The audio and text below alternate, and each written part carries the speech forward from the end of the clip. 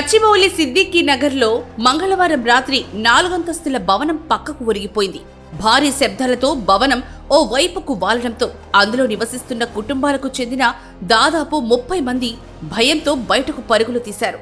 భయాందోళనకు గురైన 4వ అంతస్తులోని ఇక్బాల్ హుస్సేన్ అనే వ్యక్తి పైనుంచి కిందకి దూకడంతో నడుము, కాలికి బలమైన గాయాలయ్యాయి. స్థానికులు అతన్ని హుటాహుటిన సమీపంలోని ప్రైవేట్ ఆసుపత్రిలో చేర్పించారు.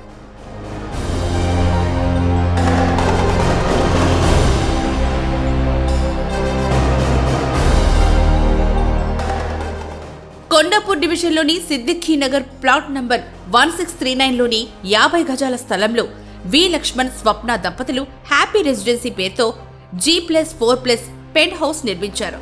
ప్రస్తుతం ఆయా గదుల్లో అసోం, మణిపూర్కి చెందిన 50 మంది కార్మికులు నివాసం ఉంటున్నారు. ఆ ఇంటికి వెనుకనున్న ప్లాట్ నంబర్ 1605, 1638లలో 3 రోజుల క్రితం కొత్త భవనం నిర్మాణ పనులు మొదలయ్యాయి. మంగళవారం ఉదయం హ్యాపీ రెసిడెన్సీకి ఆనుకొని 2 పిల్లర్లకు గుంత తవ్వారు. దాని ప్రభావంతో 8:30 గంటల సమయంలో హ్యాపీ రెసిడెన్సీ భవనం పిల్లరు గుంతల వైపునకు ఒరిగి గోడలు బీటలు వారాయి.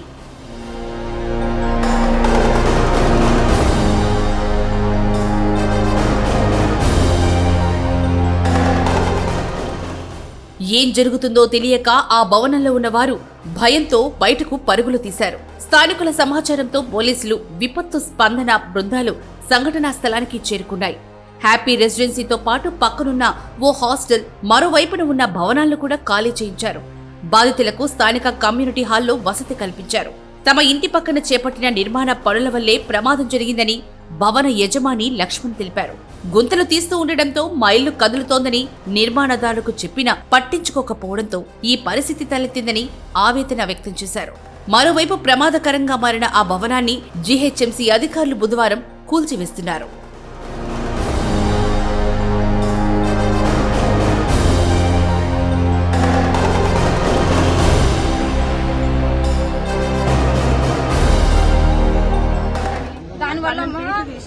లోతు ఎక్కువ తీసిండు, ఆయన తీయాల్సిన దానికంటే లోతు ఎక్కువ తీసిండు. దానివల్ల నా ఇల్లు కూలిపోతుంది. దానివల్ల నష్టం, నలుగురు నష్టం అంటే సరే తీసేయమని కూడా ఒప్పుకుంటున్నా నేను. కానీ అట్లా జరగడానికి కారణమైన ఆయన నాకు వచ్చి ఒక భరోసా ఇవ్వాలి. నా బతుకు దాని మీదనే ఉంది. ఎట్లా బతకాలి? నా చిన్న చిన్న పిల్లలు, నా పిల్లలు చదువులేదు. నేను ఊర్లో పొలం గురించి కట్టుకున్నా సార్. ఎట్లా బతకాలని ఆధారం మొత్తం దాని మీదనే. నేను అప్పు చేసి కట్టుకున్నా, అప్పు ఎట్లా తీర్చుకోవాలి? మేము ఎట్లా బతకాలి సార్? మేము కష్టం చేసి బతుకుకోలేము. మాకు ఏదో ఒకటి ఆయన వచ్చి చెప్పాలి కదా సార్. కాంట్రాక్ట్ ఆయన, ఓనర్ అయినా ఏదో వచ్చి మీకు ఏదం కాదమ్మా, నేను నాకు భరోసా ఇస్తే నేను ఆపను సార్. కులగట్టండి, ఎందుకంటే ఇబ్బంది అయితే నేనేం ఆపట్లేను. కానీ నాకంటూ ఒక భరోసా ఇవ్వాలి కదా సార్. ఏ భరోసా ఇవ్వకుండా కూలగొడతా అంటే రేపు రోజు ఎవరమ్మా నువ్వు అంటే నేనేం చేయాలి సార్? నేను రోడ్డు మీద ఇది చేసుకోవాలా? నా పిల్లలు ఎట్లా బతకాలి? నేను ఎట్లా బతకాలి? మేము కష్టం చేసి బతుకుకోలేం సార్. మాకు ఊళ్ళో ఆస్తుల్లో ఉన్న పొలం అమ్ముకొని వచ్చి మేము కట్టుకున్నాం. మాకు న్యాయం చేయండి.